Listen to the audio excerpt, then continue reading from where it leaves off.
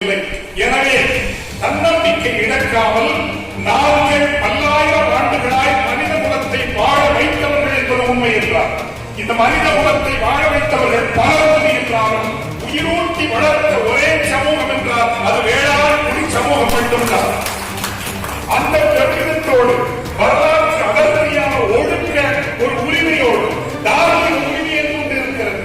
மாற்றத்தை பல்லாயிரம் ஆண்டுகளாய் வாழ வைத்த உரிமையின் அடிப்படையில் இருந்து கொண்டு இந்த வேளாண்மை விடுவதற்கு நாங்கள் விடமாட்டோம். அதற்கு ஒரு அரசியல் அதிகாரம் தேவை என்றால் அடுத்து வரக்கூடிய தலைவர் அல்லது முதல்வர் யாராக இருந்தாலும் ஏன் ஒரு விவசாயியாக இருக்கக்கூடாது என்கின்ற கோரிக்கையை நீங்கள் தன்னம்பிக்கையோடும் பின்னோடும் முன்வைக்க வேண்டும் என்பது முதல் கோரிக்கை.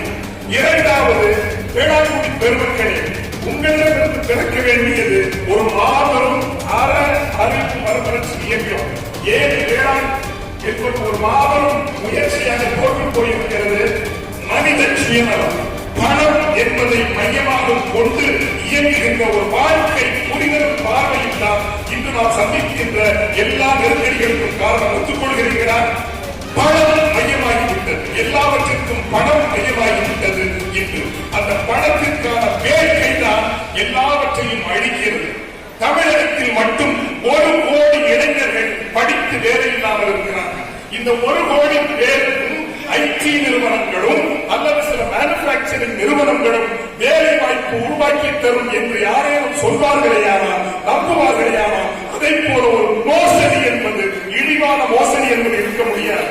உண்மையில் இங்கு பரந்துபட்ட வேலை வாய்ப்பை சகல மக்களுக்கும் உறுதி செய்ய வேண்டும் என்றால் வேளாண்மை மீட்கப்பட்டால் மட்டும்தான் பரவலானவர்களுக்கு வேலை வாய்ப்பு இருக்குமே தவிர வெறும் ஐடி உற்பத்தியால் நிகழப்போவது இல்லை, சேவையால் நிகழப்போவது இல்லை. 2, மூன்றாவதாக மறுமலர்ச்சி என்று சொல்லுவாங்க. மறுமலர்ச்சி என்பது தமிழினுடைய முதல் பொருள் அறம். முதல் பொருள் அறமானது யாராவது சொல்லுங்கள். முதல் பொருள் என்பது தமிழை நிலம், நிலம் பொழுது, நிலம் பொழுது, கடவுள் கூட இல்லை. தமிழின் முதல் அறம் என்பது நிலமும் பொழுதுமானது. நிலமும் பொழுதும் பணம் சார்ந்தது அல்ல, தொழில்நுட்பம் அல்ல, கடவுள் கூட அல்ல, நிலமும் பொழுதும் தான் தமிழர்களுக்கு முதல் பொருள். அதற்கு பிறகு கரும்பொருள், உயிர்பொருள் எல்லாம். எனவே தமிழ் நிலம் வாழ வேண்டும் என்றால், வேளாண்மை சிறக்க வேண்டும் என்றால், நிலத்தையும் பொழுதையும் இயற்கையையும் மையப்படுத்த வேண்டிய ஒரு அறம் சார்ந்த இயக்கம் இங்கு எழ வேண்டும். அந்த இயக்கம் வேளாண்மை மக்களிடமிருந்து பிறக்க வேண்டும்.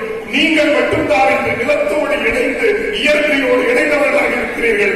அப்படி ஒரு இயக்கத்தை தொடங்குங்கள் என்கின்ற வேண்டுதலை வைத்து நிறைவேறேன். நன்றி, வணக்கம். நம்மளோட அவர்கள்